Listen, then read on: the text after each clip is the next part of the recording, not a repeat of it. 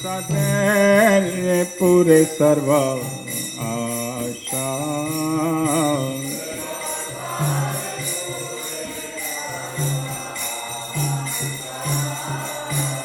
चक्षुधन दिल जय जन्मे जन्मे प्रभु से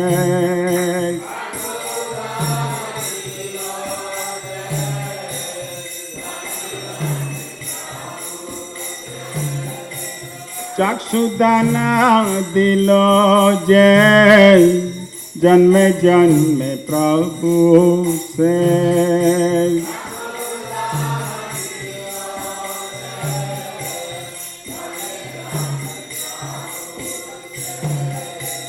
दिव्य ज्ञान हृदय प्रकाशित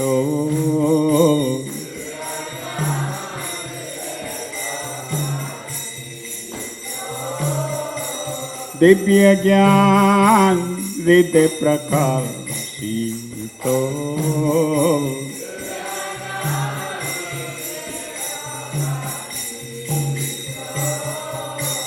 प्रेम भक्ति जहाँ होते अविद्या विनाश जाते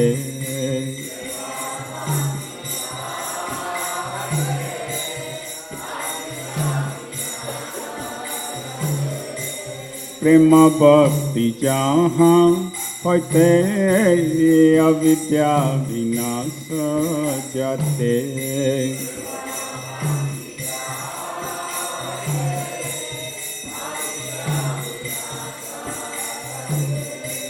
वेद गाय जहर चरितो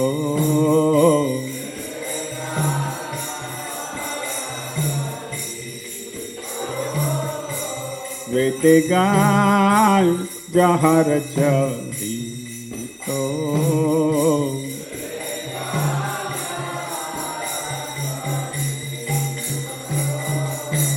श्री गुरु करुणा सिंधु अदम जनर बंधु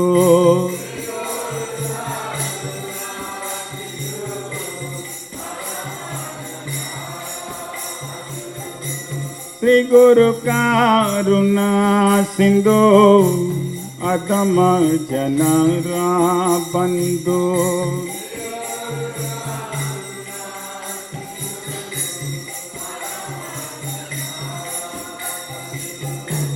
लोकनाथ लोकेरा जीवाना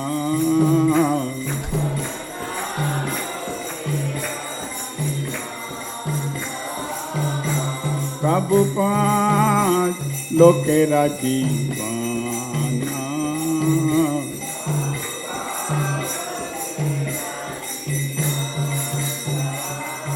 हा प्रभु कोर दया देह मोरे पद छाया यहाँ प्रभु कर दया देह मोरे पद छाया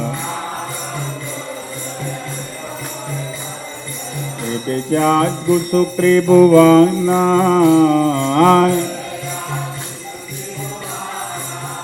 शिला प्रभुपाद पतित पावन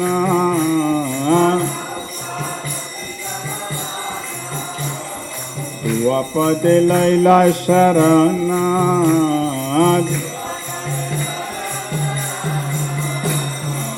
बेयास गुरु त्रिभुवन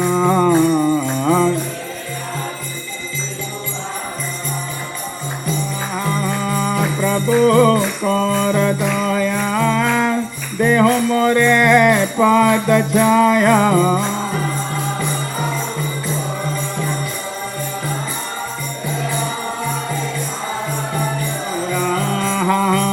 प्रभु कर दया देह मोरे पद छाया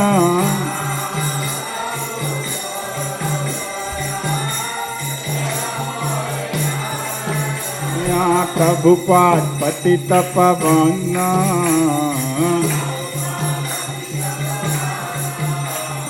tua pate laila sharana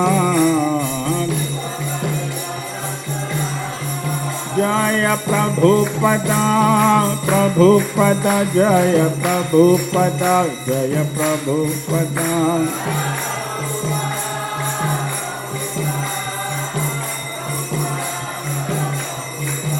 Prabhupada Prabhupada Prabhupada Prabhupada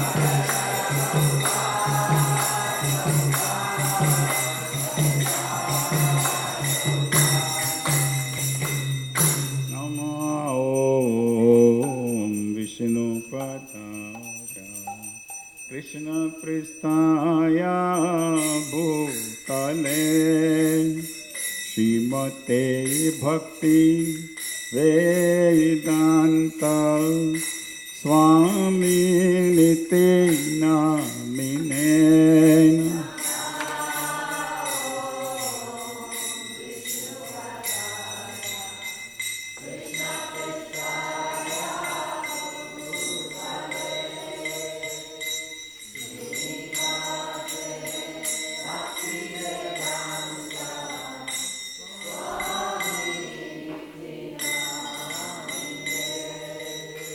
Namaste Saraswati Deve Gauravani Pracharine Nirvishesha Sunyavadi Pashta Deshatarine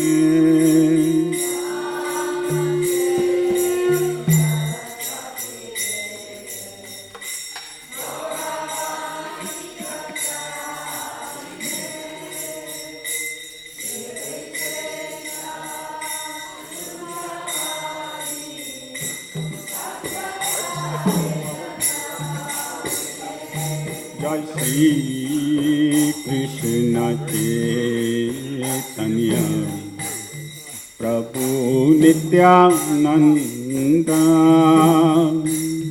Shri Advaita Gadadhar Sivasati Gaura Bhakta Vrinda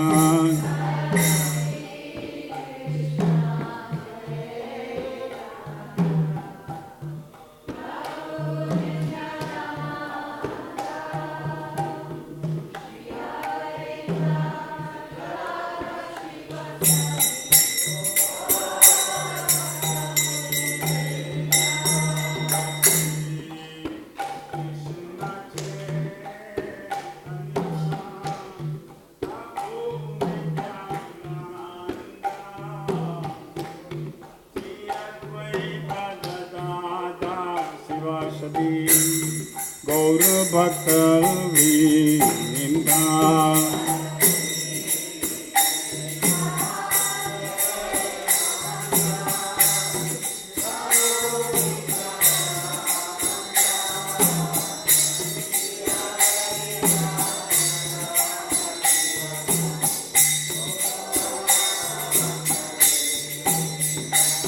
Jai Shri Krishna Chaitanya Prabhu Nityananda Shri Advaita Gadadhar Sivasadi Gaura Bhakta Vrinda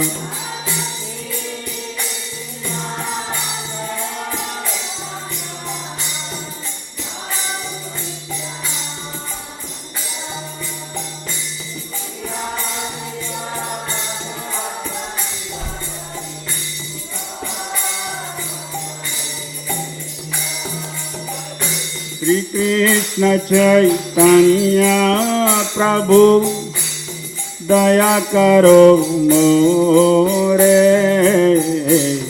Tum Bina Ke Dayalu Jagat Samsare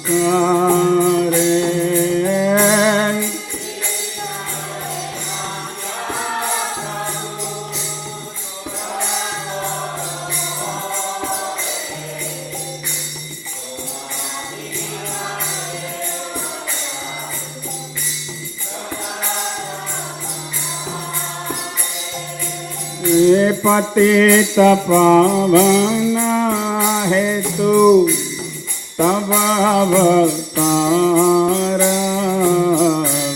मौसम पतित प्रभु न पाइबे यारा।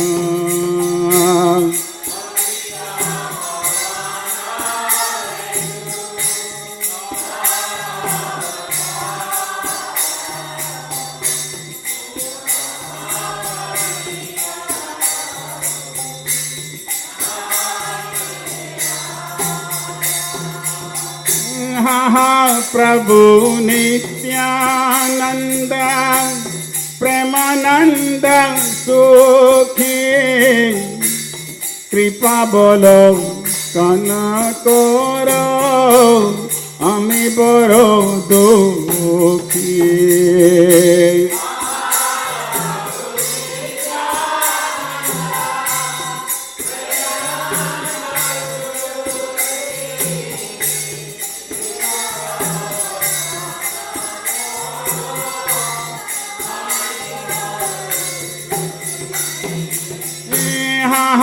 प्रभु नित्यानंद प्रेमानंद सुखी कृपा बोलो कनकोरो आमी बड़ो दुखी।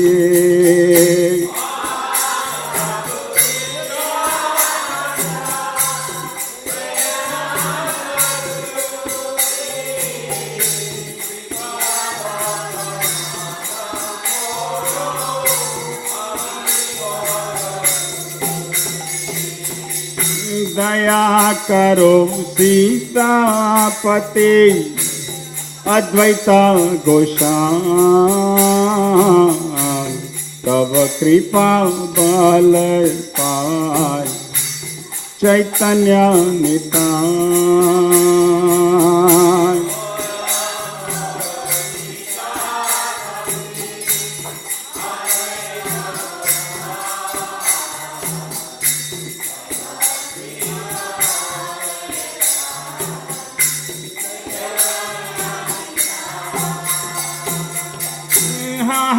स्वरूप सनातन रूप रघुना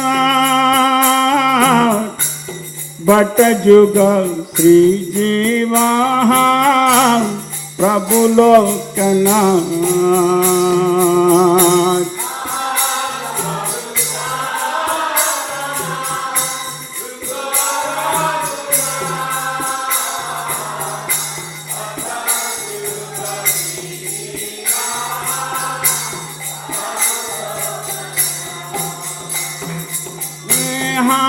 स्वरूप सनातन रूप रघुनाथ भट जुग श्री जीवा प्रभु लोकनाथ।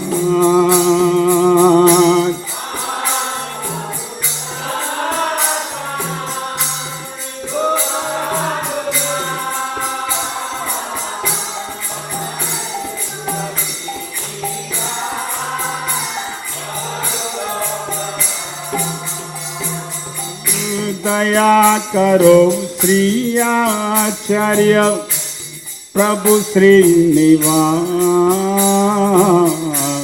रामचंद्र संग मागे नरोत्तम दास।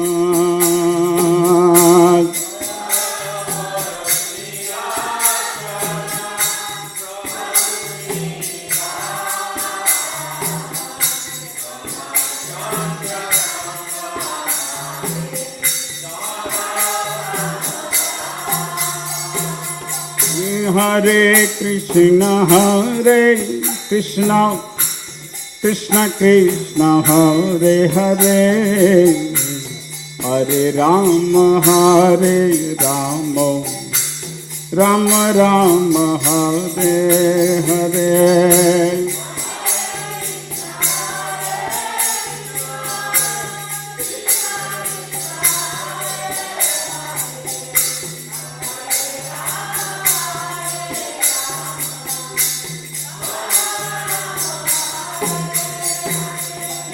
Hare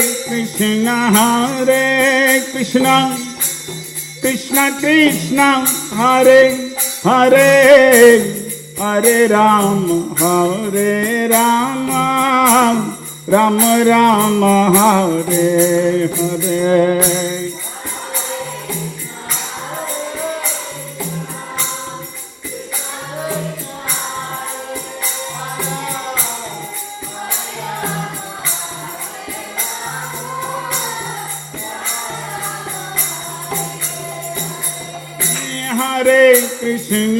Hare Krishna, Krishna Krishna, Hare Hare, Hare Rama,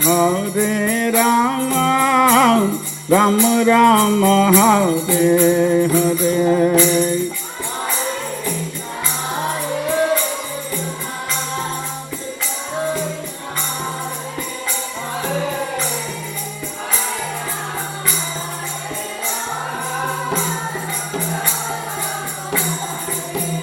Hare Krishna,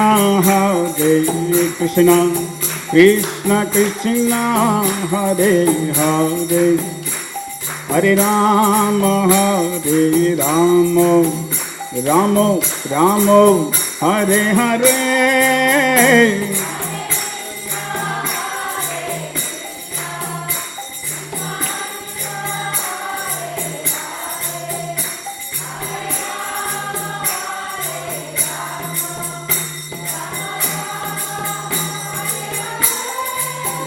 Hare Krishna, Krishna Krishna, Hare Hare, Hare Rama, Rama Rama, Hare Hare.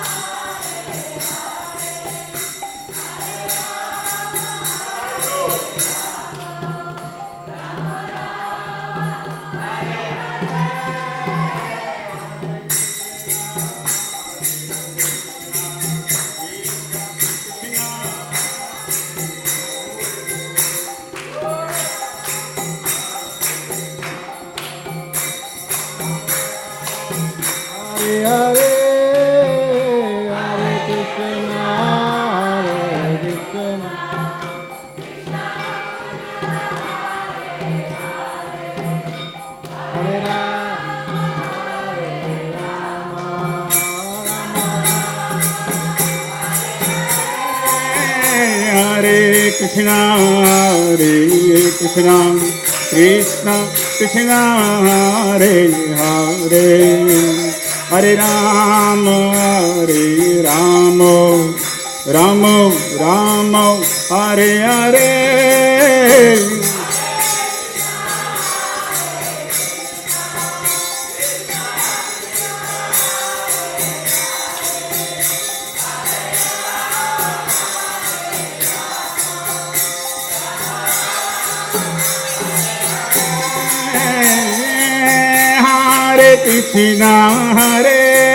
Krishna, Krishna Krishna, Hare Hare, Hare Rama, Rama Rama, Hare Hare.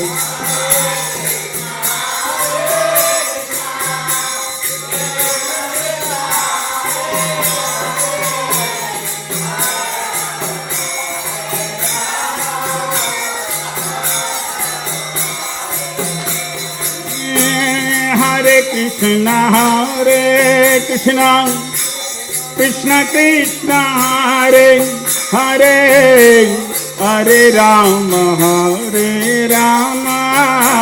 Rama Rama, Hare Hare.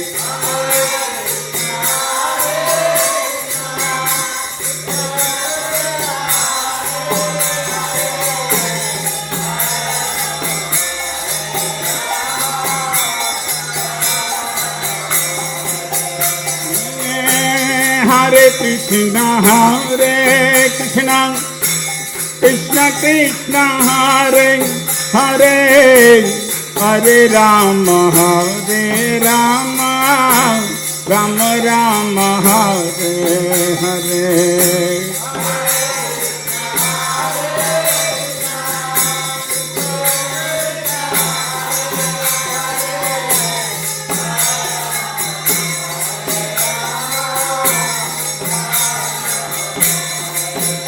Hare Krishna, Hare Krishna, Krishna Krishna, Hare Hare, Hare Rama, Hare Rama, Rama Rama, Hare Hare.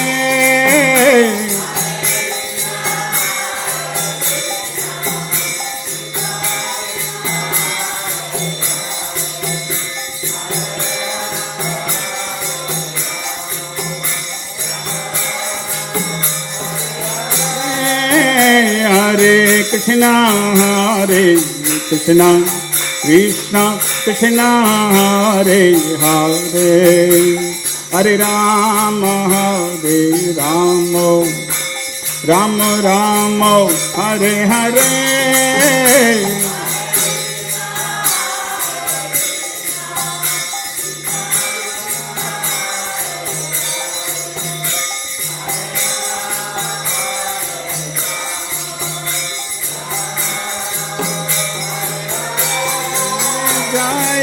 Radhe Shyam, Radhe Shyam, Radhe Shyam, Jaya Radhe Shyam.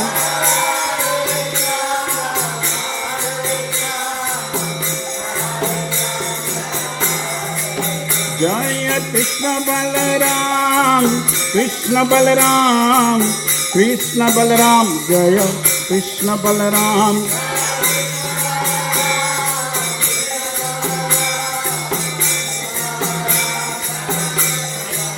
Jaya Gaura Nitai, Jaya Gaura Nitai, Jaya Gaura Nitai, Jaya Gaura Nitai, Jaya Gaura Nitai, Gaura Nitai, Jaya Gaura Nitai, Gaura Nitai. Prabhupada, Prabhupada, Prabhupada, Prabhupada.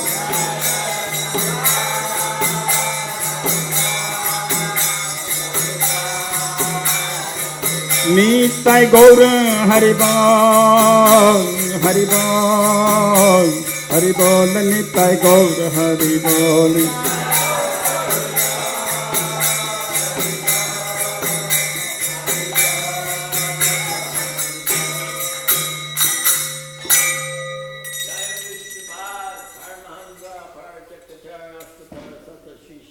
Divine Grace A.C. Bhakti Vedanta Swami Srila Prabhupada Ki Jai, Ananta Koti Vaishnava Vrinda Ki Jai, Namacharya Srila Haridas Thakur Ki Jai, Prem Se Kaho Shri Krishna Chaitanya Prabhu Nityananda Shri Advaita Gadadhar Shivasari Gaur Bhakta Vrinda Ki Jai, Shri Shri Radha Krishna Gopa Gopinath Shama Kunda Radha Kunda Giri Govardhan Ki Jai, Vrindavan Dham Ki Jai, Mayapur Dham Ki Jai, Ganga Mai Ki Jai, Jamuna Mai Ki Jai, Shri Mati Tulsi Devi Ki Jai, Bhakti Devi Ki Jai, Samaveda Bhakta Vrinda Ki Jai. All glories to the assembled devotees, all glories to the assembled devotees, all glories to the assembled devotees, all glories to Shri Shri Guru and Shri Gauranga. Hari Hari Bol.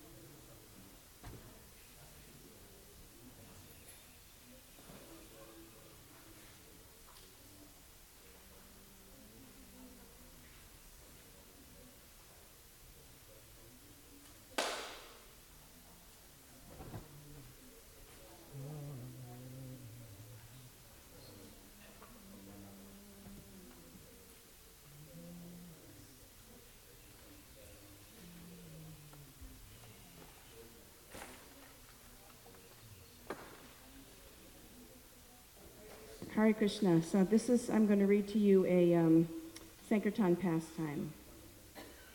And this is Srila Prabhupada in a conversation with Tamal Krishna Maharaj. Prabhupada said, "These things are not available in the Western countries. They do not know all this." Tamal Krishna, I don't think that has ever been a personality who has ever given such a great gift to the Western world as yourself, Prabhupada. Prabhupada said, "Yes, actually that is the fact, but let them appreciate, that's all." Tamal Krishna said, "Gradually I think they all will. Some are now." Prabhupada, "No, they are intelligent. First," Tamal Krishna, "the thing is, it seems to me that we are flooding so many books that they must become Krishna conscious." Prabhupada laughing, "Yes, they have no alternative than to read these books." Tamal Krishna, "Practically now it is commonplace that every day when our men go out, supposing each man meets in a day 1,000 people or 500 people, always, without a doubt, at least one or two of the people he's met, they already have another book, and they are taking a second or third book." Prabhupada, "Yes." Tamal Krishna, "Many of them have 2 or 3 volumes of Chaitanya Charitamrita or Bhagavatam, and although they may not read it, their children are reading it." Prabhupada, "Somebody is reading."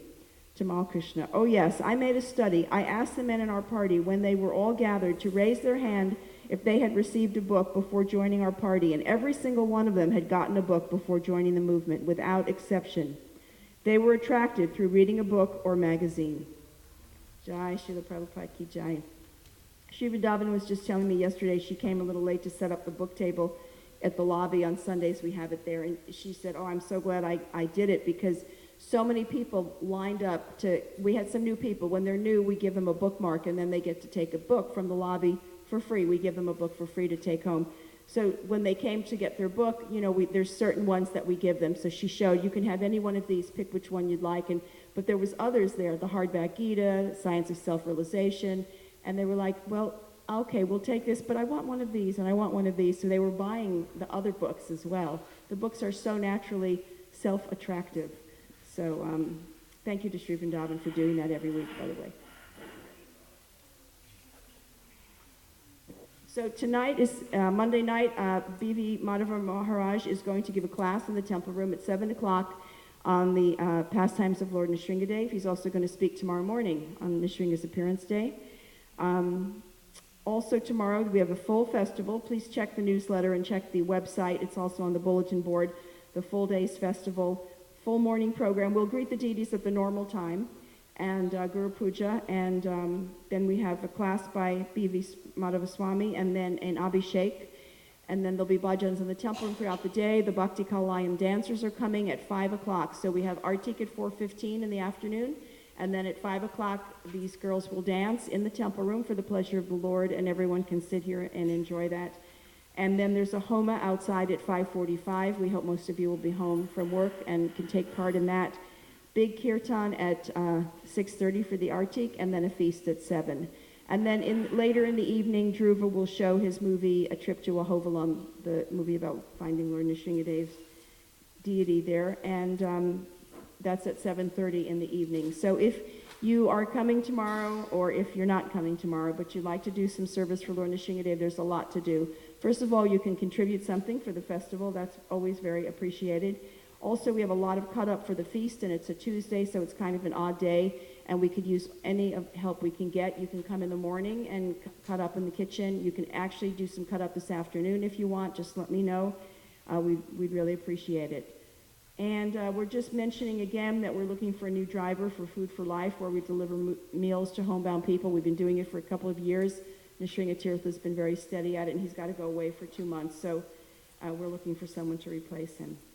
All right, these are the devotees who assisted their spiritual master dressing the deities today. Shishi Radha Sham Sundar, Guru Prasad Prabhu, Chota Radha Sham Sundar, Sachi Sundari Prabhu, Shri Shri Krishna Balaram, Nanda Prabhu, Chota Krishna Balaram, Madhuri Gopi Prabhu, Shri Shri Gornitai, Manjari Sundari Prabhu, Chota Gornitai, Karaneshri Prabhu, Gurus and Lord Nrsingadev, Ram Narayan Prabhu, Nagaraj Prabhu is giving class. It's the appearance day of Jayananda, and he's going to speak about him. Is it? Disappearance day of Jayananda, and so we're celebrating that every year. Also, I forgot to mention the Radharani Club is setting up tomorrow for the festival, so please bring something for them to sell. And all the proceeds, as you know, go to get new deity outfits. for the temple.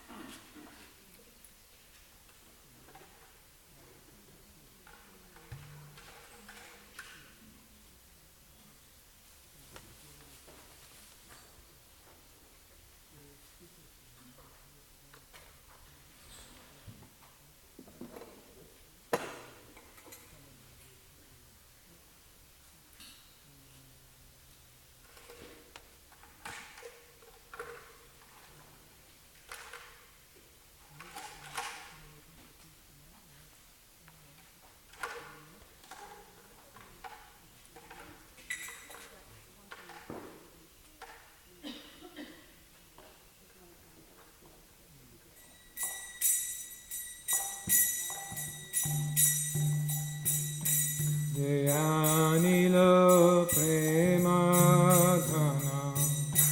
Karuna Prachu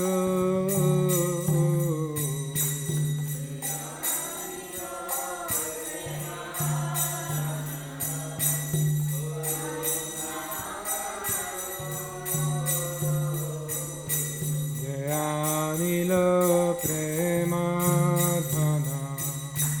Karuna Prachu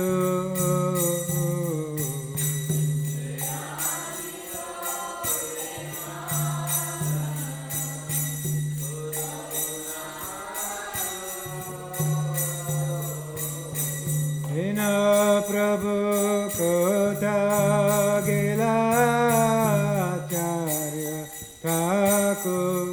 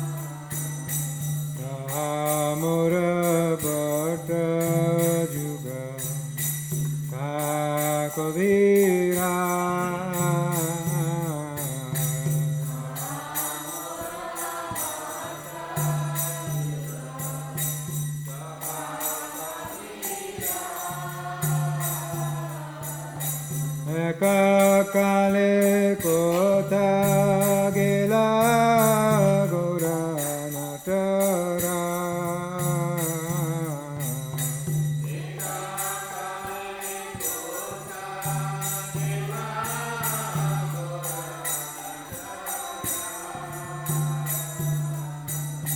Ashane kutiba maka Onale poshiva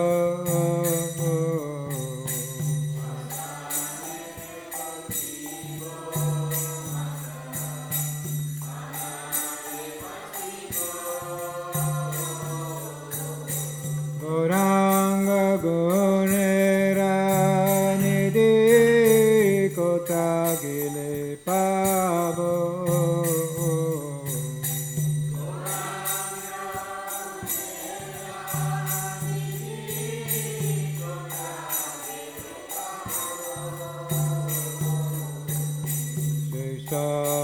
Sangiro Sange Se Koila Bila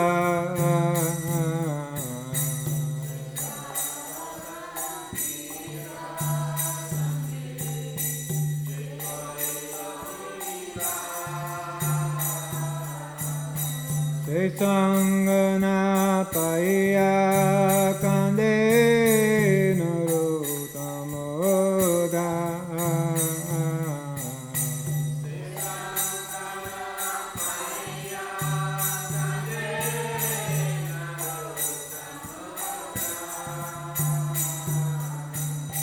Jayanilo Premadhana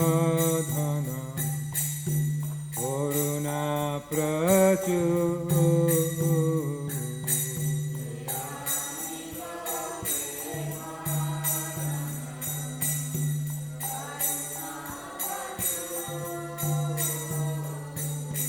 Ena Prabhu Kotha Gela Acharya Thakur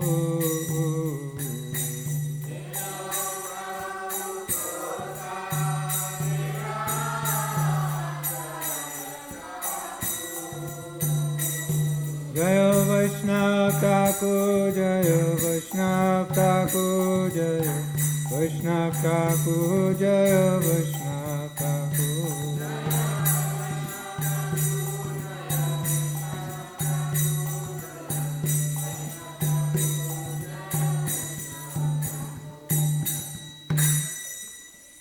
Jaya Om Vishnupada Paramahanda Parivrajakacharya Shtotarashta Shri Shimaresi Bhaktivedanta Swami Prabhupada Ki Jai.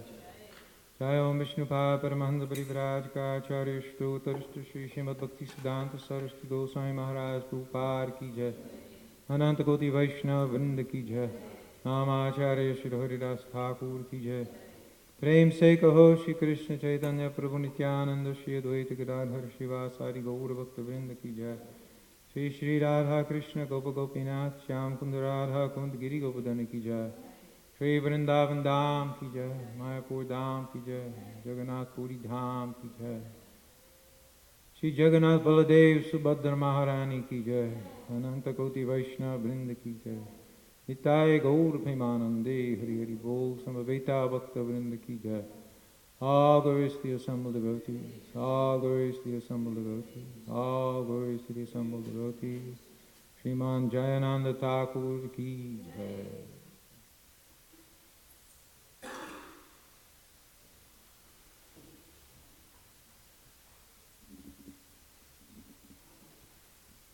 In preparing for this class, I went online to see what kinds of things were available there, so I thought I might let you know in case any of you want to do more research on Jayananda Prabhu, also known as Jayananda Thakur. What I didn't know about is that in Raipur is down the road from our Mayapur temple, is where our Jagannath temple, our Mayapur Jagannath temple is. There's a samadhi of Jayananda Prabhu there, Jayananda Thakur. It's called, I think they call it a Smriti Samadhi. Smriti means remembrance, so apparently they didn't have any pushpa to put in Samadhi. So there's a famous picture of Jayananda Prabhu at the 5th Avenue Rath Yatra, where he's in the front of the cart, and he has a yellow windbreaker on. That's what they have in Samadhi. In his Samadhi they have that windbreaker on. I was reading a story by Dasarath Prabhu, who happened to work with him on that Rath Yatra, and he said he saw him just before the parade because he had been working in that windbreaker, and then he turned it inside out for the parade because it was all dirty. So he just turned it around and wore it inside out during the parade. So if you go to YouTube, excuse me? It was dirty, yeah, because he'd been working in it, yeah.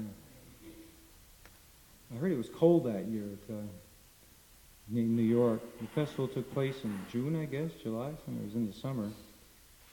I thought, well, that's fitting because Jayananda worked so many years on the San Francisco Rath Yatra. It's always freezing there.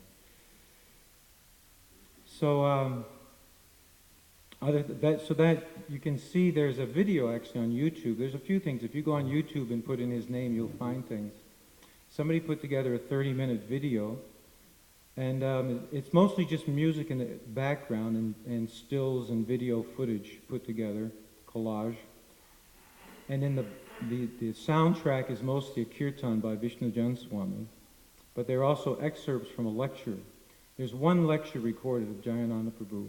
It was given in San Diego just a few months before he passed away. He was going at that time to Tijuana, someplace in Mexico. I think it was Tijuana, which is just down the road from San Diego. He was getting some treatment for his cancer there, which wasn't legal in the United States. So he tried that, but it wasn't successful. So around that time, he gave one lecture that was recorded. So you can hear that. That's available on YouTube. So that's part of, there are excerpts from that lecture in this video, and then the whole lecture is also there. And also there's a website called jayananda.org or something like that. If you Google his name, you'll find his website, Vishoka Prabhu.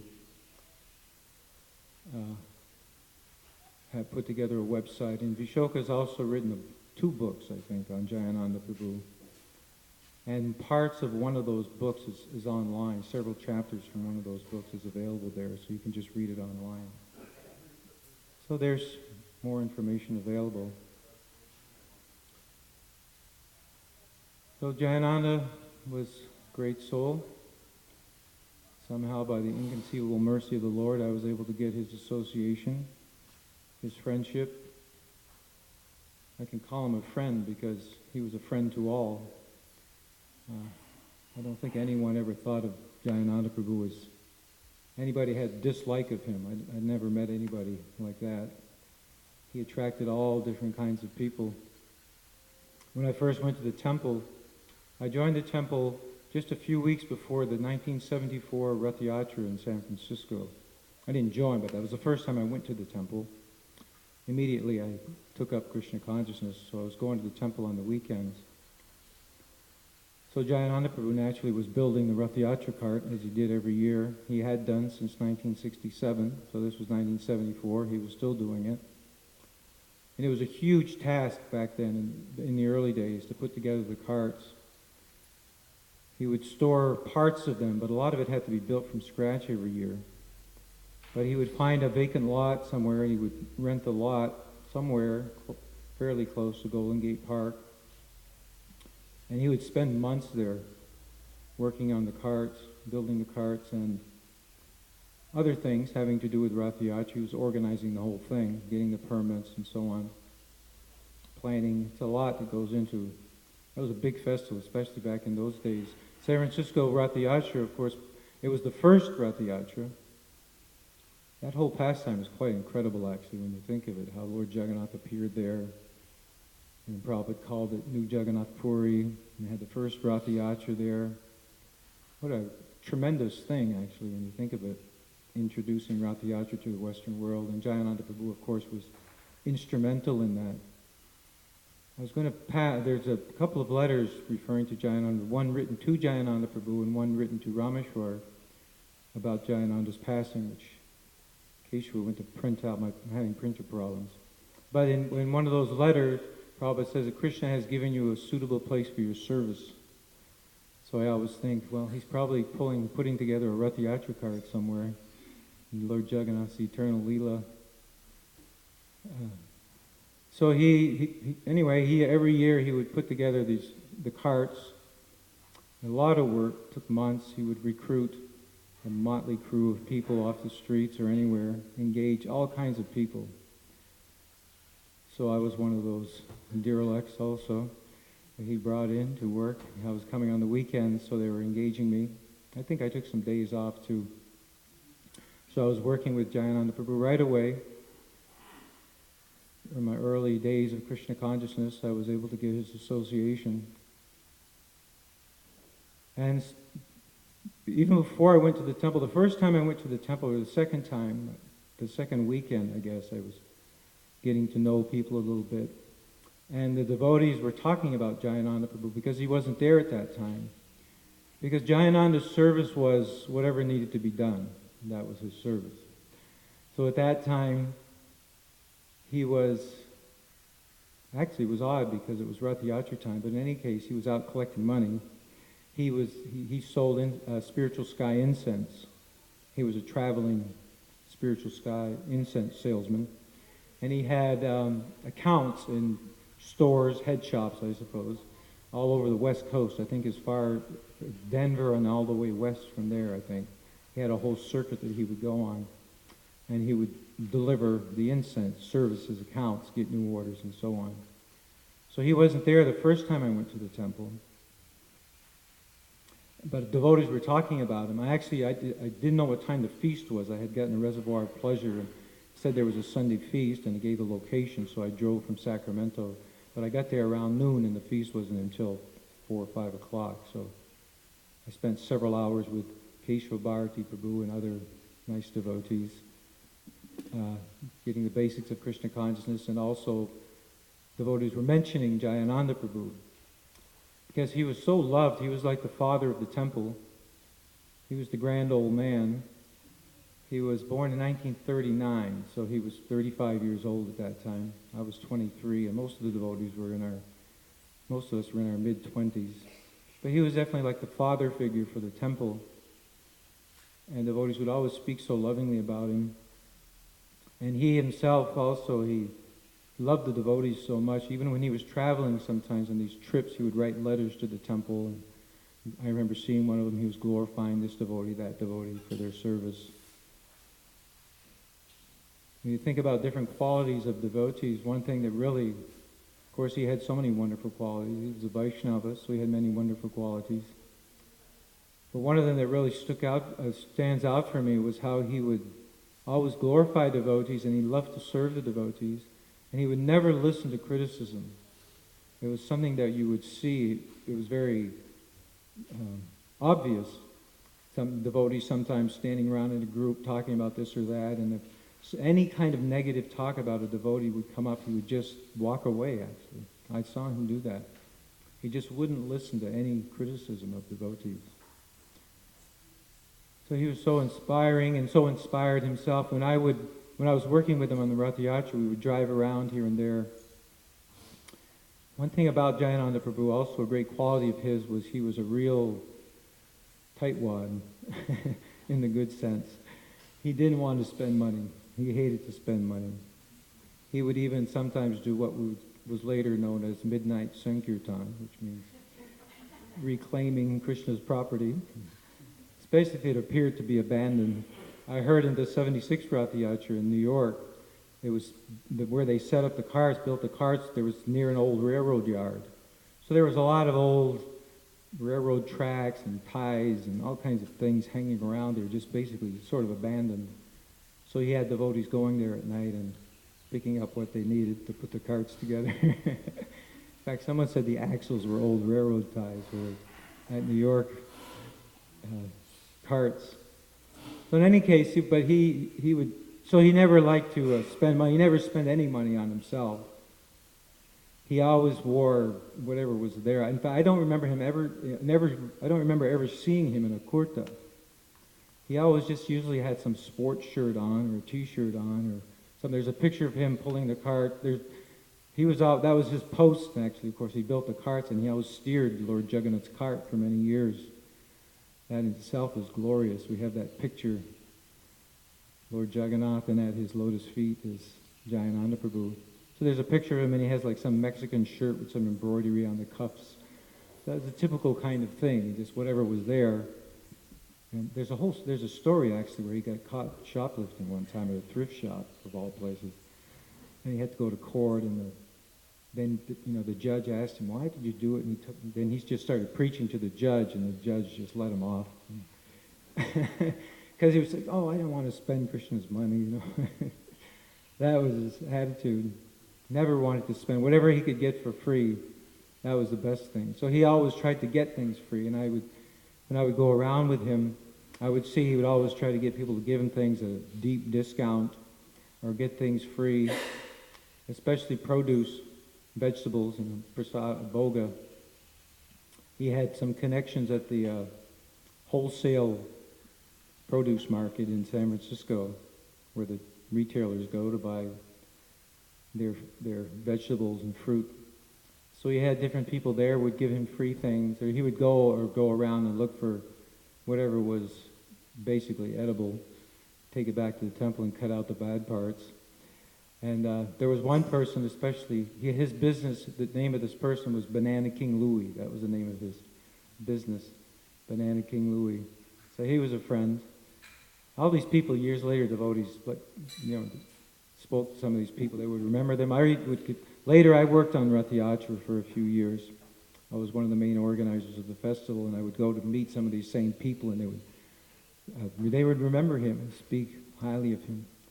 So Banana King Louis, he would routinely give him lots and lots of bananas. And that was important because Jayananda Prabhu, he had this crew to run, to put the carts together. And, they weren't all pure devotees. A lot of them weren't devotees at all. They were just people he grabbed off the street. So naturally, of course, doing that hard work out there all day long in the cold, and they had needed to be fed. And sometimes the prasadam didn't come from the temple on time, or didn't come at all, so he was dependent on that. But Jayananda Prabhu's solution to growling stomachs was bananas and buttermilk. That's how he would fill people up, and they would become satisfied. Just give them a ton of bananas and buttermilk. Their bellies would be full and they would be fine. That kind of became a tradition for us, actually, when we were working on the carts later. We would always buy lots of bananas and buttermilk and have them on hand in case the temple didn't come, especially when the temple was in Berkeley and that we were working in San Francisco on the carts, and the prasadam wouldn't arrive on time. So he always made sure, prasadam was a big, important part of his pastimes. Jayananda Prabhu loved distributing prasadam, he loved serving prasadam, and he loved honoring prasadam. Prasadam was central to his Krishna consciousness. There was a time in it was shortly after I moved into the temple in early 75. At that time I was doing airport book distribution. There were a group of us going out to the airport every day. And the temple president decided that the busiest time at the airport, the best time to distribute books was at 6 o'clock in the morning. Because that's when the commuters would go back and forth between Los Angeles and San Francisco. People would fly to work. So it was actually a busy time in the morning, which was true. But of course, we had to leave at 6 o'clock in the morning. So we would take prasadam after Mangalarti, and Jayananda Prabhu would cook the prasadam. He was up the night before. He was always the last one in the kitchen because he couldn't stand to see anything dirty in the kitchen. So it wasn't necessarily his service, but he would make sure the kitchen was clean at night. And then the next morning, during Mangalarti, he was cooking prasadam for the Sankirtan devotees. Cooking it and serving it out. At that time, if I remember correctly, we were eating off wax paper, which was also an economical thing, save money. Unfortunately, when you put hot khichdi or hot halva on wax paper, it tends to burn its way through to the floor. But anyway, we were eating off wax paper, and Jayananda Prabhu was serving it, going around. He was singing. He used to sing a lot. He would always be singing, chanting and singing Hare Krishna when he was doing his service. So he was chanting and singing and serving out the prasadam, and just in bliss. He loved it, just loved it. It wasn't like, oh man, why couldn't somebody else do this? I should be chanting my rounds right now. It was, I get to serve the Sankirtan devotees, the book distributors. I get to serve the book distributors, serve them prasadam. He just loved it. He was enlivened by doing it. So that's what he did. He did service. Whatever needed to be done, he did the service that needed to be done. He lived the temple at this temple when I first joined in San Francisco. The temple was on Valencia Street in the Mission District of San Francisco. It's called the Mission District because I guess there were old missions that are in San Francisco. So it wasn't the nicest part of town. A lot of bums hanging around that area, but the temple was actually quite nice. Formerly, it was a mortuary, funeral home. So the temple was in I suppose, where they had the viewings, formerly. And I heard when devotees first moved in there were a lot of ghosts, so they had to do a lot of chanting to do exorcisms to get rid of the ghosts. But next to that part of the building was a big garage where they used to park the hearses. So that was Jayananda Prabhu's workspace and also his living space. I think there was a little office in there, and on the top of it there was a loft. So he lived in there, and there was also a shower in there, down there. So it was just an old wooden floor covered with grease, soaked, saturated with grease from years of cars being parked in there and work being done in there. So he would work in there a lot, do different projects, whatever needed to be done. That was his workspace. He would park his truck in there. That was his vimana. It's like all the demigods, they have their different vimanas, their carriers. So that was Jayananda Prabhu's vimana, was this old red international step van. Step van is like a UPS truck, that kind of van, square. You just step up into it.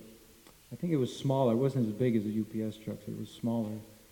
But he used that for everything. That thing went all over the place. And if we went to a festival someplace, we would fill up, we would all pack in the back of that thing among other cars or vans. I remember driving to San Diego Festival in the back of that thing. So that he would park that back there and work out of it. And one nice thing Jayananda Prabhu would do, he would spontaneously lead kirtans.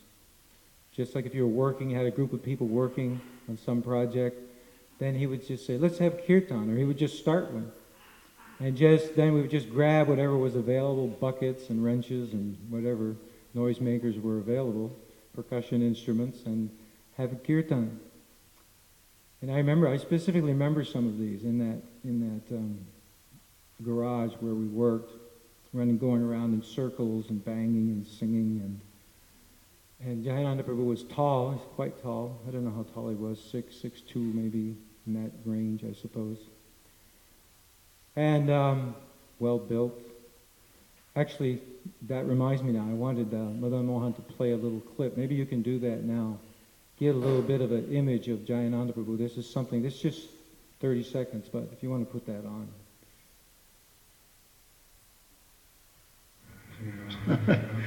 Jayananda looks like Sri Chaitanya Mahaprabhu. Yes, he was tall and stout and strong, Chaitanya Mahaprabhu.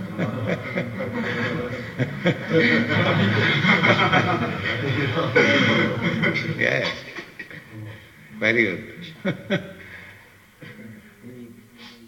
That's basically it. You see Prabhupada's in ecstasy. Jayananda looks like Sri Chaitanya Mahaprabhu, very tall.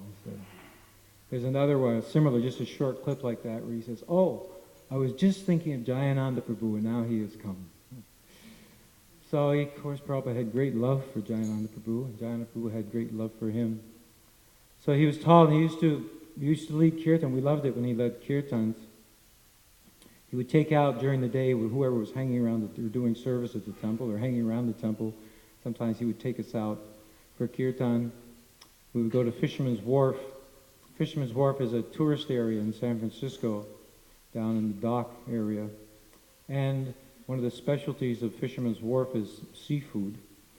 And there are vendors, street vendors, who have like trays of crushed ice in their little stands outside.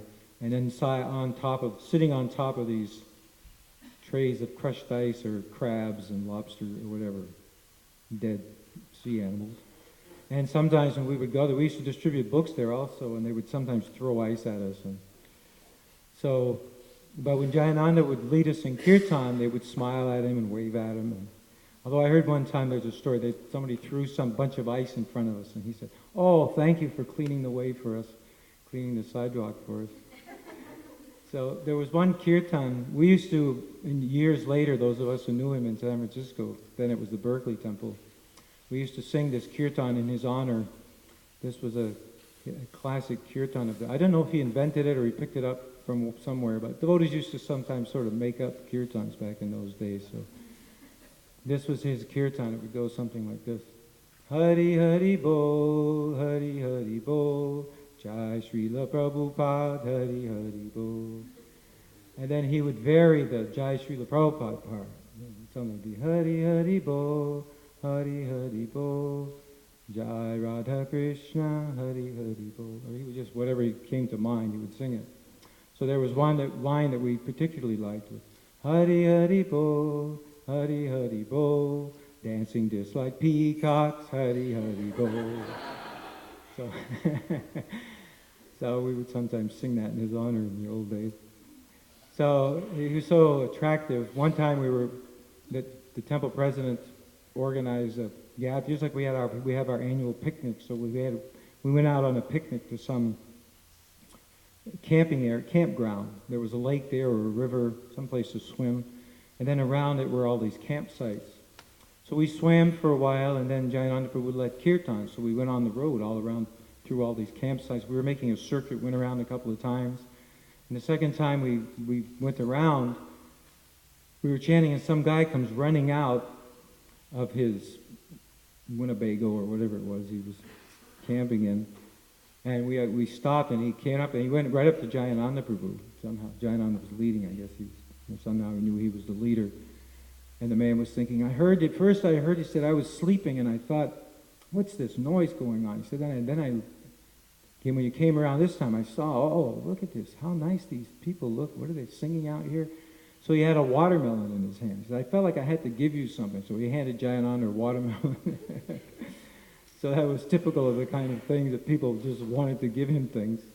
They felt attracted to giving things. And he would get service out of people.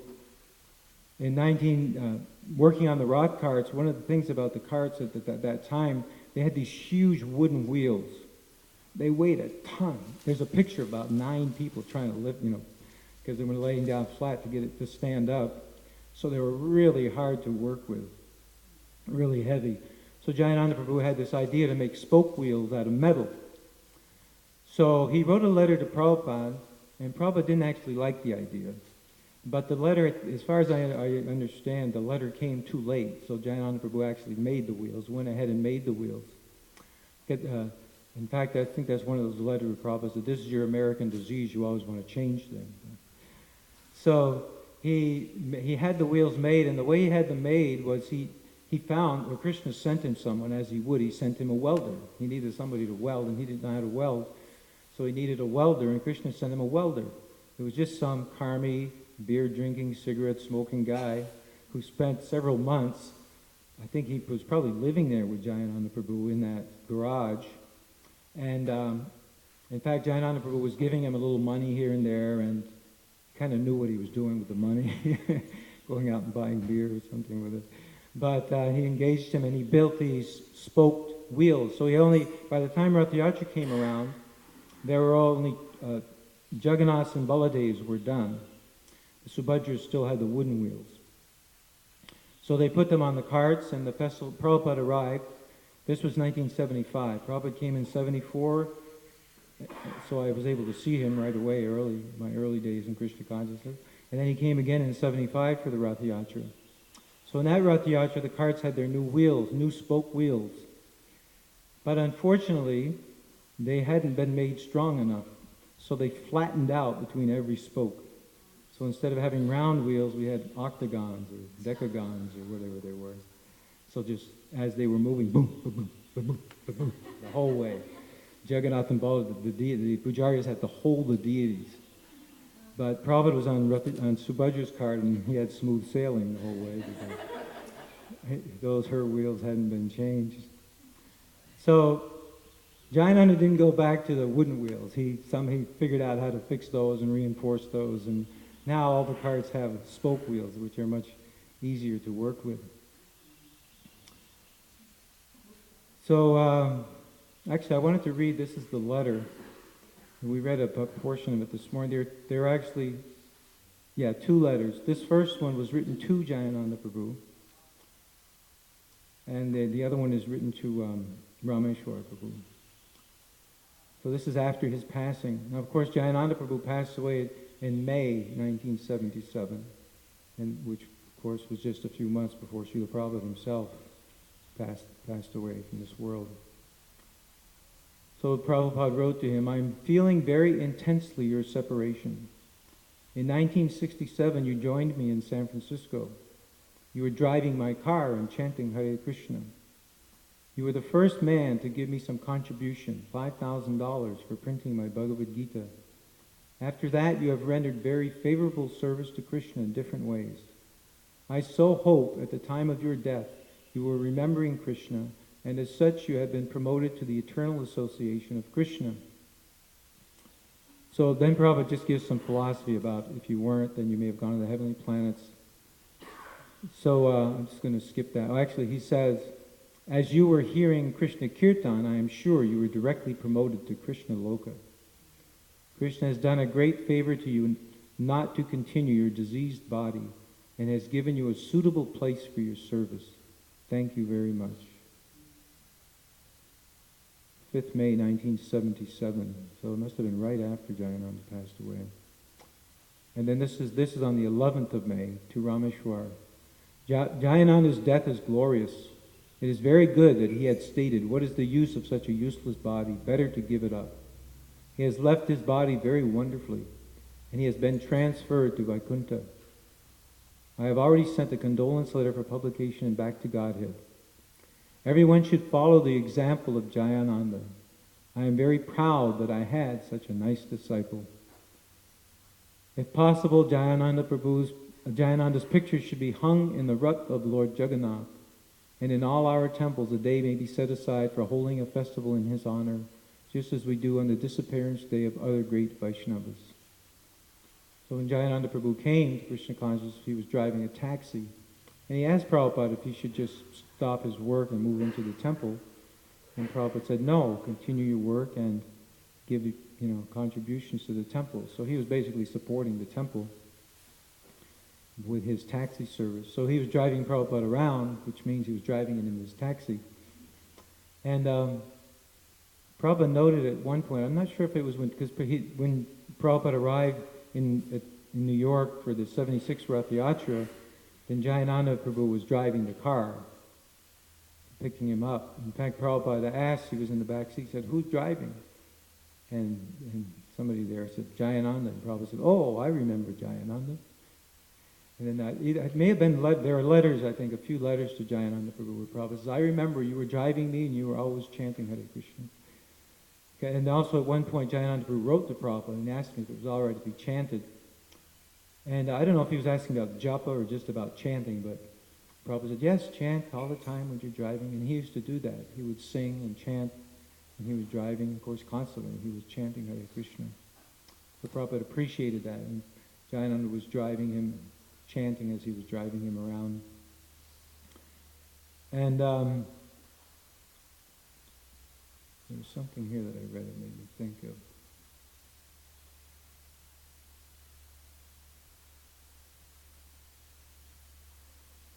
Anyway, his to get this from your spiritual master. I'm very proud that I had such a nice disciple. One thing as I was saying before, how he people just liked him so much. Kalakanta Prabhu, there's also on Krishna.com, there's an article that Kalakanta Prabhu wrote about Jayananda Prabhu, and he quotes somebody was remembering him. Devotees met somebody later, and they said, oh, I remember Johnny Ananda. He was such a nice man.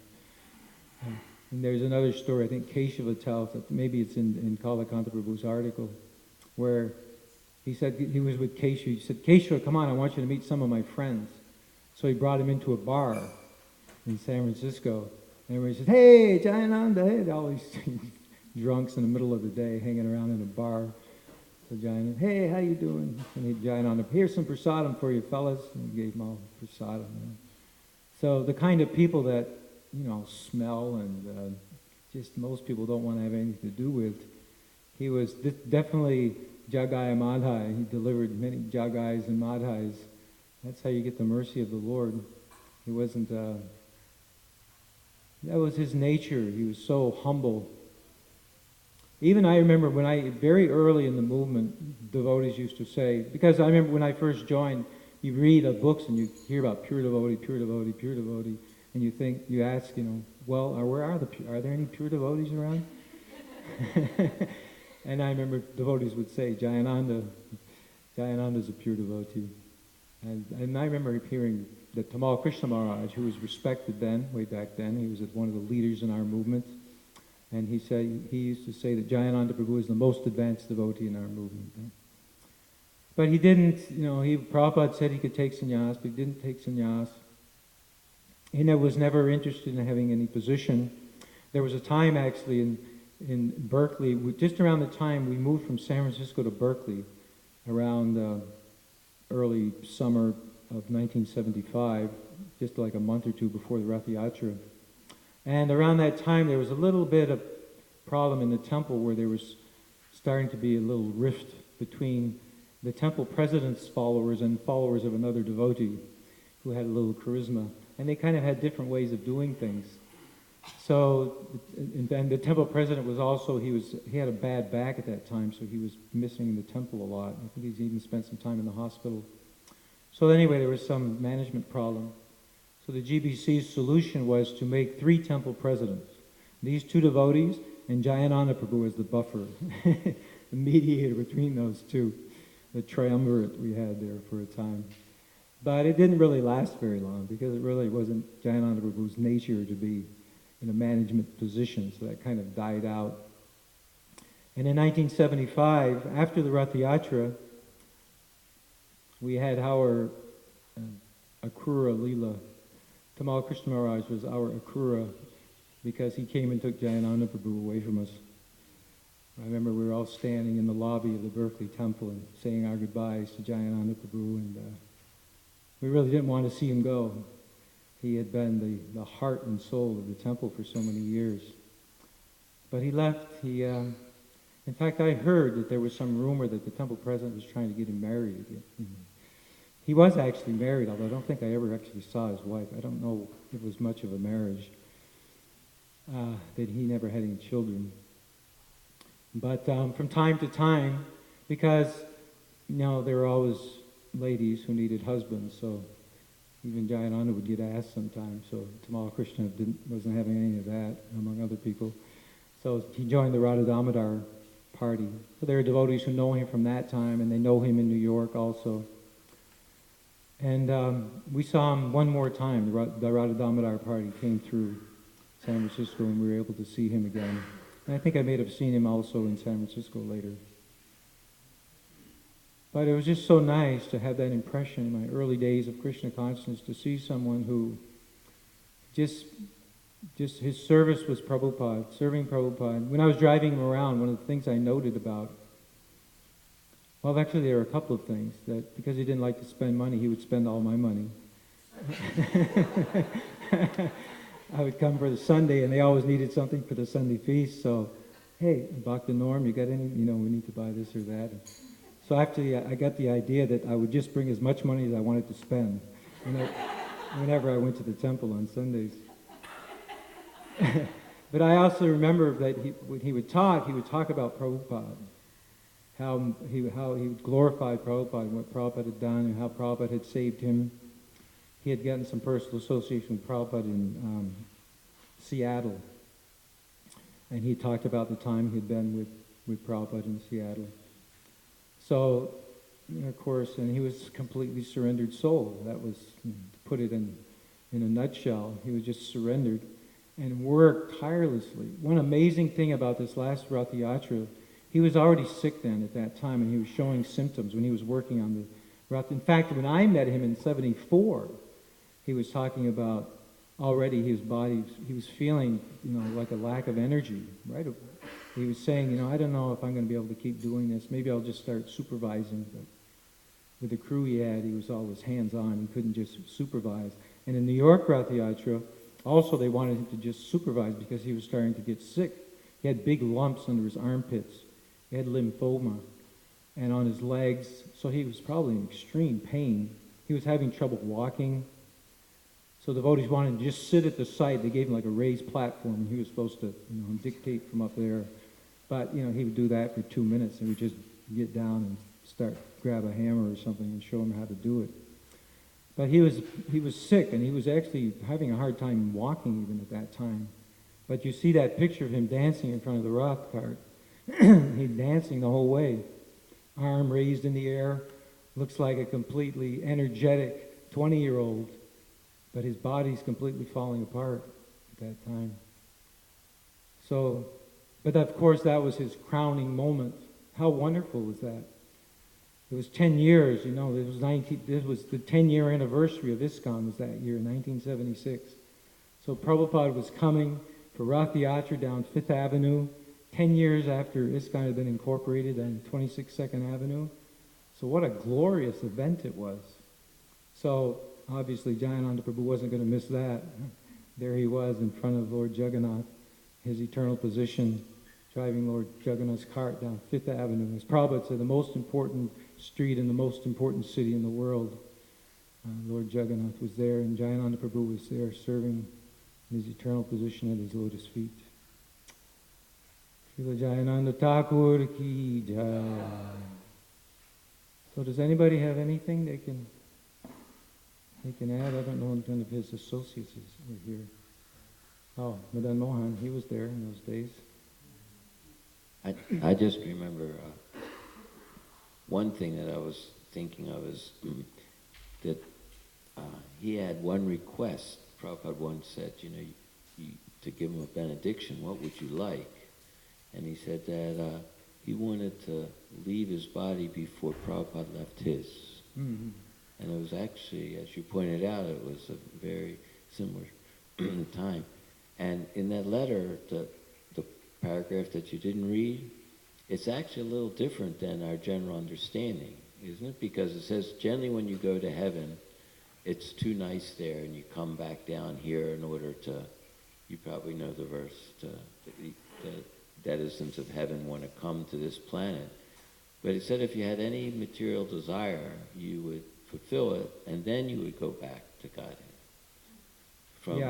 Well, that's stated in the scriptures also. We generally don't. But we generally don't think that way because people get distracted there. They don't go back to Godhead. Actually, when you mentioned, I'm thinking, I was trying to remember what this second letter is about, specifically about his passing. It happened just during Mangalarti, or just right after Mangalarti. Jayananda was being attended to, and it was clear that he was passing away. This was in Los Angeles. He had his room there. Rameshwar Prabhu, he came to Berkeley shortly after, and he told us in detail of his passing.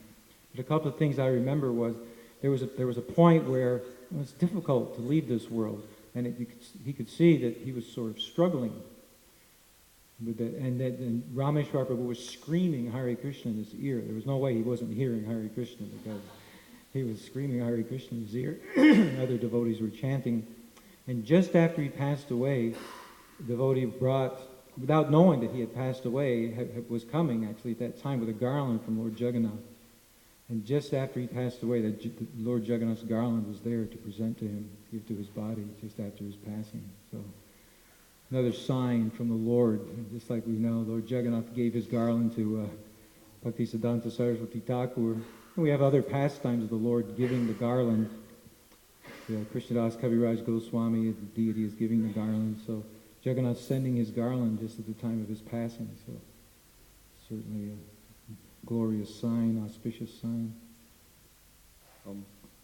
Regarding his marriage, his parents had told him that if he gets married, then they would give him Lakshmi. So he made arrangement with one old Mataji. So just to marry, just for formality, and his parents gave him, I think, like $5,000, and he gave that to Srila Prabhupada for processing. Oh, I probably knew that. I'd forgotten about that. Yeah. There's this one, actually there's something else on YouTube. You might want to look this up, because it's really nice. It's called something like Wonderful, something about Wonderful Jayananda and Mother, if you Google that, and Malati. Malati tells the story of Jayananda's mother passing. So you should just watch it. It's really far out. It's on YouTube. How she got the blessings of the Lord because of Jayananda being her son. Quite amazing, actually. That reminded me of another point when he was contemplating if he should do the chemotherapy. And he had all this, the money for it, to do the chemotherapy. So he decided not to do the chemotherapy, and that was the money that bought the Rath Yatra cart for L.A. That's another thing. On his deathbed, he orchestrated the first Rath Yatra in Los Angeles because San Francisco was the first and the only for a number of years. It wasn't until 1977 that Los Angeles started the Rath Yatra. Then other Rath Yatras started in different places. So it was San Francisco was the Rath Yatra for many years. So devotees wanted to start one in Los Angeles, and Jayananda encouraged them, this will be great. So as he was dying, basically, passing away those last months, he was directing he was also on the phone getting donations from people, doing his part. And actually, Jayananda Prabhu's birthday, I wasn't there for this. I thought maybe somebody would be here who had attended that, but Jayananda Prabhu passed away. His birthday, huh? Someone? Shesha, okay. Shesha can tell about it. Do you remember? Were you there? Actually, Ramanya has pictures. He has pictures of that. Yeah. But, there are pictures of it too in this video. There's some excerpts of it.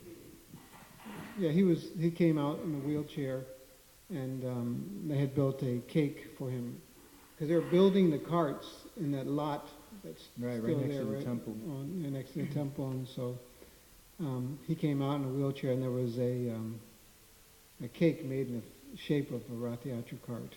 Mm-hmm. And he spoke a few words, very humble. He stood up. Yeah, he stood up and spoke a few words. He was very, very weak, and he stood up. Yeah.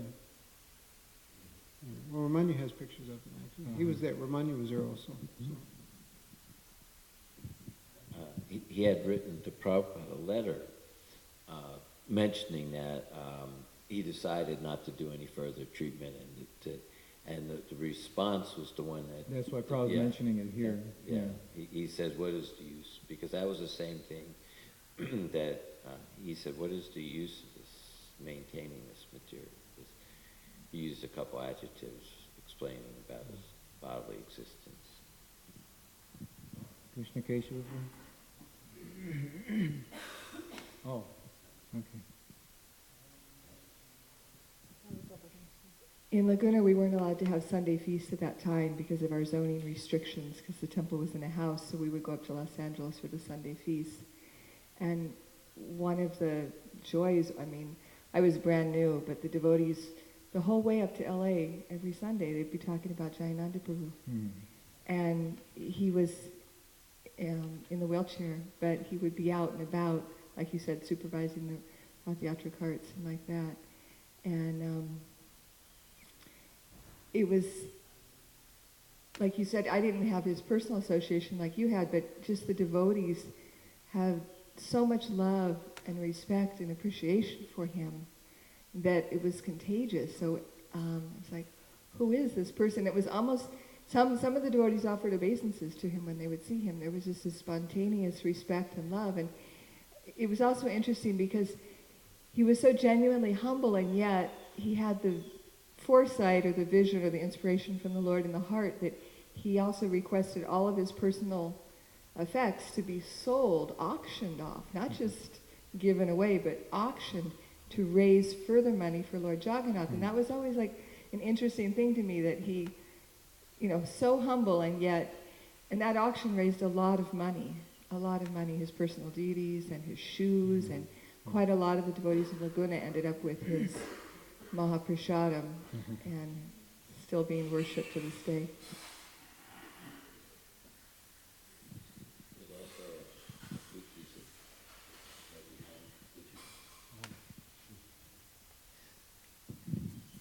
Just a couple things.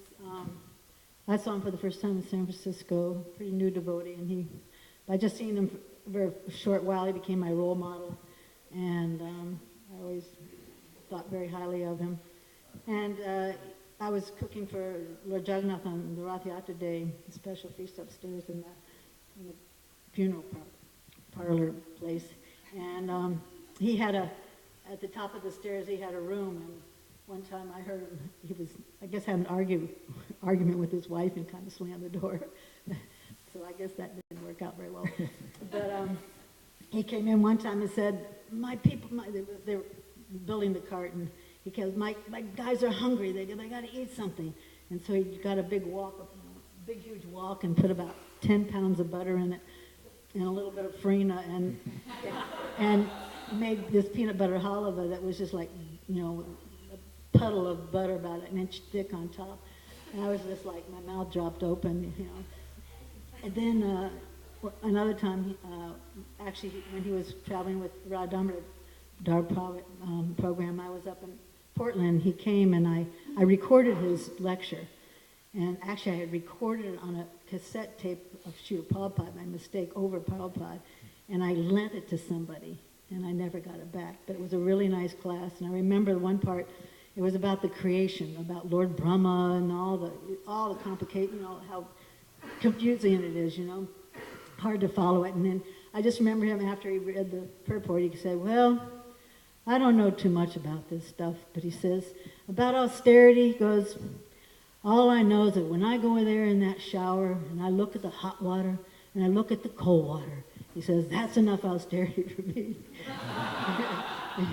And it was just like a real down-to-earth, nice class. And what else? Was there a couple of things? There was something else I can't remember. Just watching him work was a lot of fun. Anyway.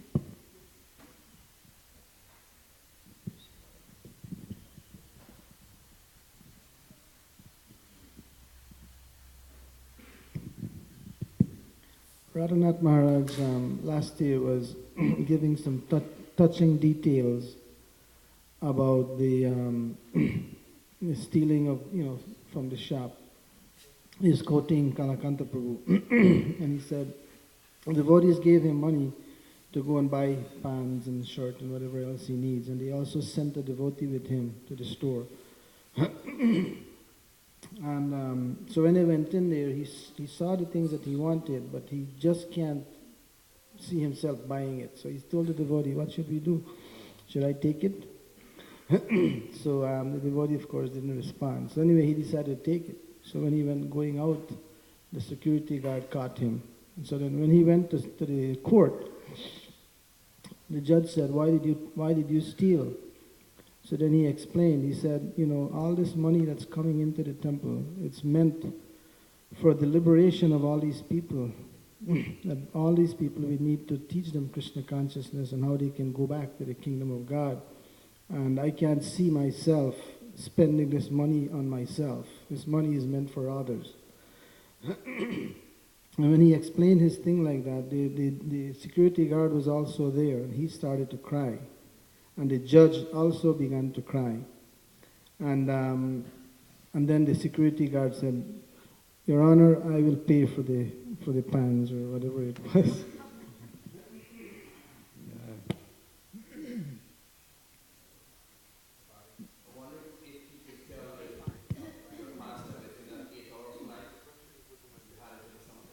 What's that? You had an 8-hour flight with Jayananda Prabhu? Yeah, I think some time ago I'm not hearing what you're saying. You had a pastime with Jayananda Prabhu on an 8-hour flight? On an airplane? Not me. Oh, I never maybe, flew with him. Oh, maybe it was somebody else. I thought it was you. Anyway, they were saying that they sat next to him. It was 8 hours flight. And he sat there one place, almost motionless, excepting for fingering his beads and chanting Hare Krishna. He didn't get up to go to the bathroom, not a sip of water. He didn't even turn or twist nor sleep for 8 hours consistently. I would like to tell, if no one else, how he joined the movement. He was a mechanical engineer, and he had nothing else to do but driving a taxi. So he was kind of quite frustrated, and he decided that he's going to kill himself. So the way he's going to kill himself was that he locked himself in his apartment, and there were all like rebars around, and he would set the apartment on fire. So he decided to get some newspapers. So he went out, he got his newspapers, and he locked the apartment, and just before he lit it on fire, he looked on the front page, and he saw this Swami. And they said, this Swami is in town. So he decided, let me go and check this out before I do this. And that's how he met Srila Prabhupada.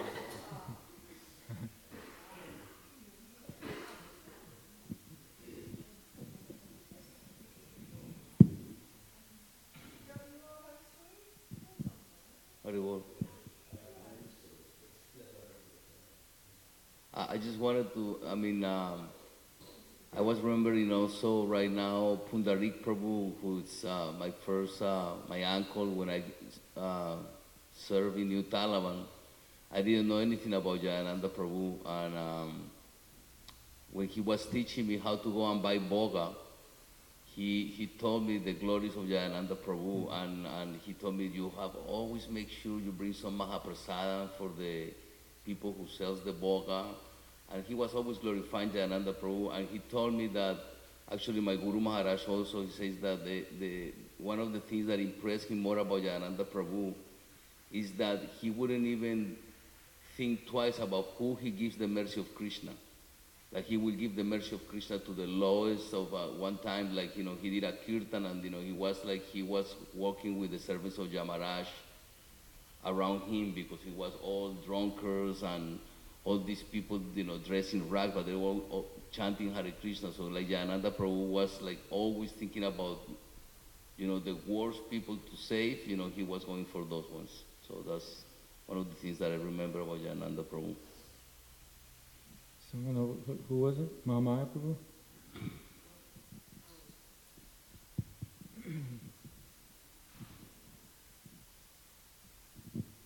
Well, I didn't meet Jayananda Prabhu. My husband has some stories, but I couldn't tell you his stories. But there was this, I know I read this about how he would drive his taxi by the temple and get books, and then he would distribute them, but I don't think he ever read them, and then one day he read them. He read a book, and then, does somebody know the details of this? I know he went to the temple because he saw an ad for the Swami's lecture, and that's how the story goes. I don't know about that. Anyway. I also had heard the story of his stealing, and it was a slightly different, and maybe it's a different time, or maybe it's... Well, anyway. I was thinking legends are going to arise because things happen. Right, because I never heard that he went to the court. I heard that he got caught. They called for somebody to come from the temple. By the time that person came to rescue him, he had already convinced the security guard to, it melted his heart, and he was willing to pay the fine. Or I never heard that he was taken to the court, but this idea of and also I just want to emphasize his love of halava. I've heard many halava stories. He would wake up devotees and say, "Hey, I got something for you." After devotees been working hard all day, bring him a handful of prasadam.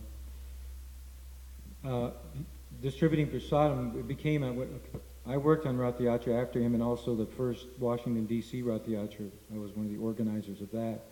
So some of the traditions that Jayananda Prabhu started, we carried on. So one of the things was to give prasadam to important people, people you had to get permits from, or from the police, so they would cooperate and that kind of thing. So that always worked out really well, actually. It really helped a lot. We would get somebody who would cook nice things like pies and cakes and cheesecake, and bring that to the office, and then they really liked you. There was one lady in San Francisco, Golden Gate Park, and she was in charge of granting the permit for that. And she was a real tough customer.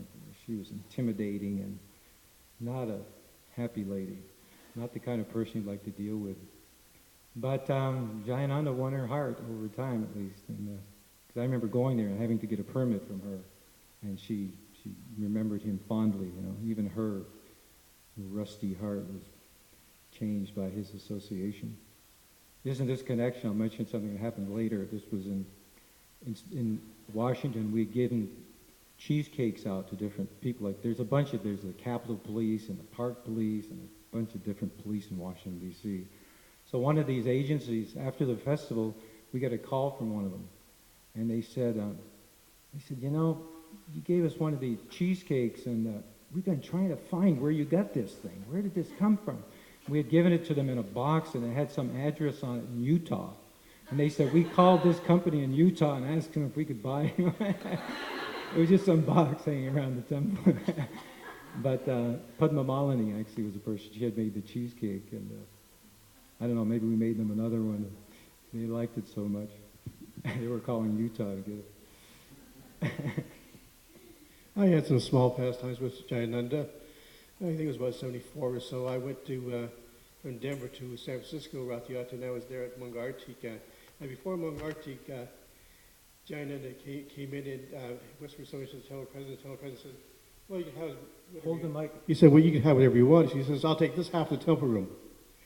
So half of us just, walked out of the temple room and went to a park where he was decorating the cart. It was, before Mangartik. And there was lots of people that lived in the park were already decorating the cart. and praising him, Johnny and Nanda, they were calling him and saying how nice he was. He feeds us old guys in the park. So I was working along with them, and Johnny Nanda was cooking halva right there in the park on a little stove, and he was cooking big halva and distributing halva and gulab jamun juice. And then we went on the festival, and after the festival, I was standing around talking to my vice president and another president, and John Nanda came up, and he was just wringing his hands in anxiety, saying that he heard that if we don't take the cart back to the garage tonight, they'll charge us a small fee. And the temple president said, don't worry about John Nanda, we'll pay the fee, don't worry about it. He says, nobody's going to help you tonight. After this, we're tired, it's hot, we're tired. Nobody's going to help you. So I said, well, I'll help you. And they said, well, okay, if you can gather up a crew, then, go ahead and take the carts back. So that night, late at night, he had a bunch of us.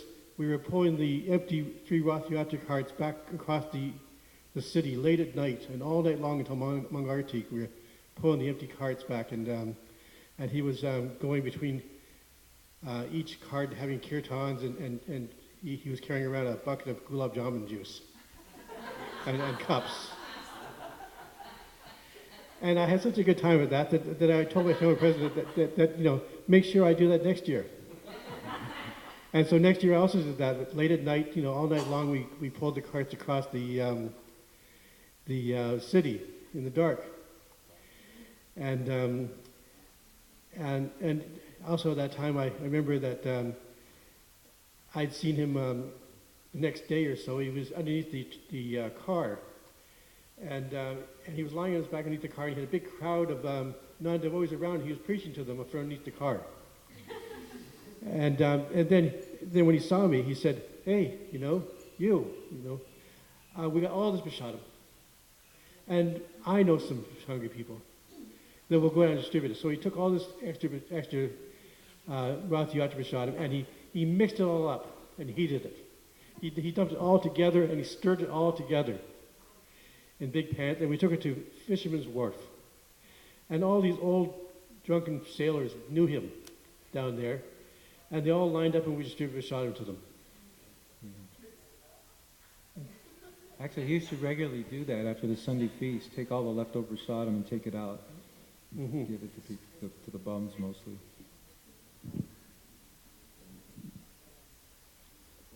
Okay. Ever so often, probably because of my service, some devotee would call me up and tell me some story of Jayananda Prabhu. So a few months ago, one of your godbrother called me Chaitanya Jivan Prabhu from somewhere up north, Philadelphia. So he told me, he said, when he first joined the movement, he happened to be in the hands of Jayananda Prabhu.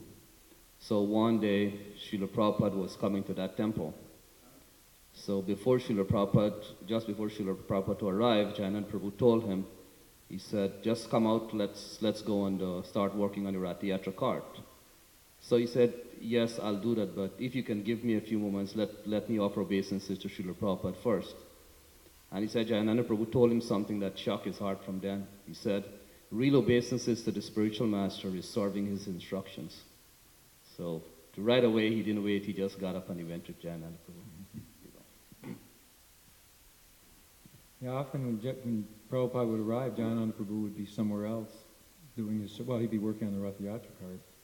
Prabhupada would ask for him. So that was his, he always put service above everything, even the personal association with Prabhupada sometimes. Of course, the other thing was, it was a lot of work putting these carts together, and especially the last few days, he wouldn't sleep at all, basically. He was just working day and night, finishing everything up. There's a lot of different things that had to be done. So part of it was necessity. He had to get the work done. He had to make sure the festival, everything was ready. Prabhu, I just have one question though. That 1976 Rath Yatra in New York, did he build those carts, Jayananda Prabhu? Do you know? He worked on those carts. He organized the whole thing, and he was getting sick, but yes, it was his. Okay, so it was his project. And he had help. Okay, yeah.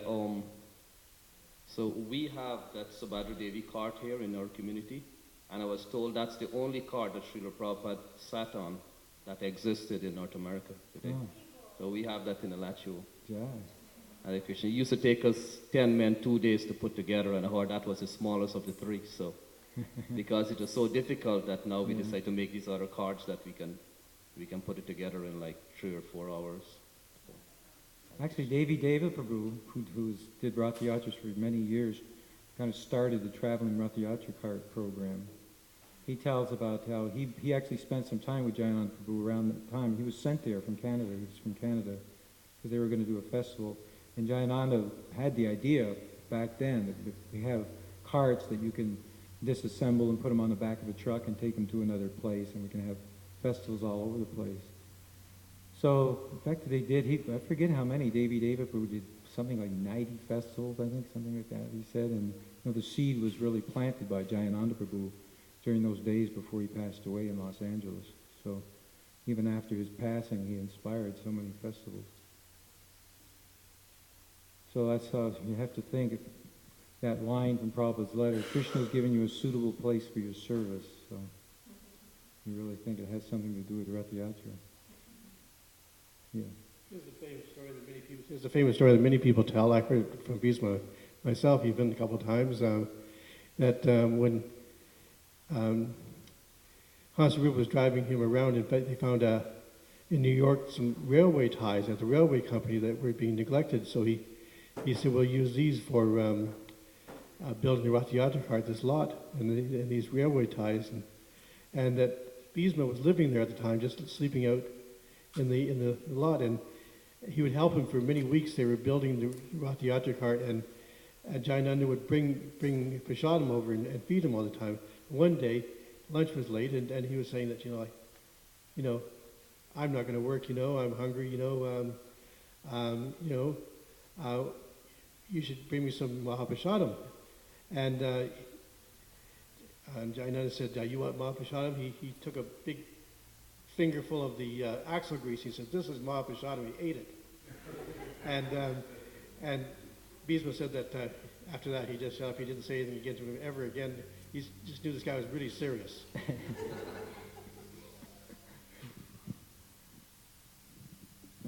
Actually, Prabhupada told him, I think, or maybe it was Shyamasundar. Oh, Shyamasundar was telling me this story.